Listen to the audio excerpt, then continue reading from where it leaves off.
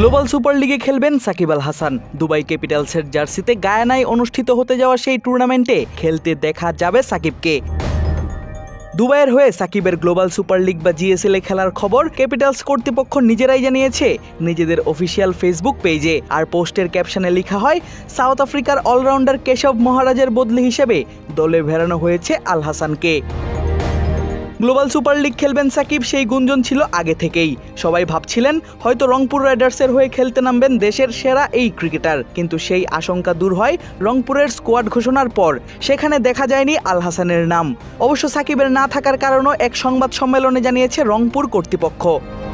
বলা হয়, দেশের প্রেক্ষাপট বিবেচনায় সাকিবকে দলে নেয়নি তারা। না, আমাদেরকে ওরকমভাবে কোনো ইনস্ট্রাকশনস কারোর থেকে আসেনি যে সাকিবকে নেওয়া যাবে কি যাবে না। আমার কাছে মনে হয় যে একটা টিম ডিসিশন ছিল এবং টিম ম্যানেজমেন্টের ডিসিশন ছিল।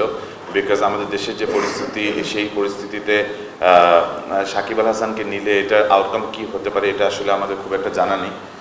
কিন্তু সোহান যেটা বলছিল যে অনেস্টলি দেখেন, আমরা ক্রিকেটের মানুষ এবং আমরা ক্রিকেটার সাকিব আল হাসানকে চিনি, আমরা পলিটিশিয়ান বা অন্য কোনো অন্য কোনো কিছুতে আমরা চিনি না।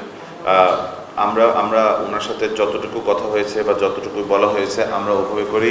I think he also understands the situation as much as we do. এবং পরিস্থিতির কারণে হয়তো আমরা নিতে পারিনি, কিন্তু আমরা আগেও যেটা বলেছি যে সাকিব আল হাসান একটা স্কোয়াডে থাকলে আমার কাছে মনে হয় যে আমাদের অনেক ঝামেলা কমে যায়। আপনি ওকে একটা ব্যাটার হিসেবে পান, ওকে একটা স্পিনার হিসেবে পান, একটা সিনিয়র প্লেয়ার হিসেবে পান। সোহানকেও আপনারা দেখেছেন যে বিপিএলে একটা বছর আমাদের সাথে খেলেছে এবং কীভাবে সাপোর্ট করেছে।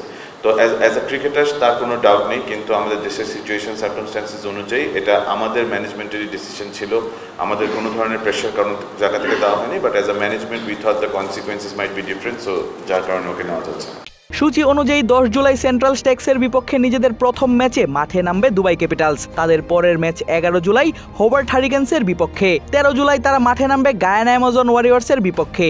16 জুলাই গ্রুপ পর্বের শেষ ম্যাচে তাদের প্রতিপক্ষ বিপিএল এর দল রংপুর রাইডার্স। এদিকে বাংলাদেশের প্রতিনিধিত্বকারী দল রংপুর রাইডার্স তাদের প্রথম ম্যাচ খেলবে 13 জুলাই গায়ানা অ্যামাজন ওয়ারিয়র্সের বিপক্ষে। এরপর 14 জুলাই দ্বিতীয় ম্যাচে Hobart Hurricanes, 16 July Dubai Capitals এবং 17 জুলাই সেন্ট্রাল স্টেক্সের বিপক্ষে মাঠে নামবে দলটি। গত আসরের মতো এবারও 5 দল অংশ নিচ্ছে টুর্নামেন্টে। নেই কোনো প্লে অফ ম্যাচ। সেরা 2 দল সরাসরি মুখোমুখি হবে ফাইনালে। আগামী 10 জুলাই থেকে মাঠে গড়াবে টুর্নামেন্টের দ্বিতীয় আসর। 18 জুলাই অনুষ্ঠিত হবে ফাইনাল।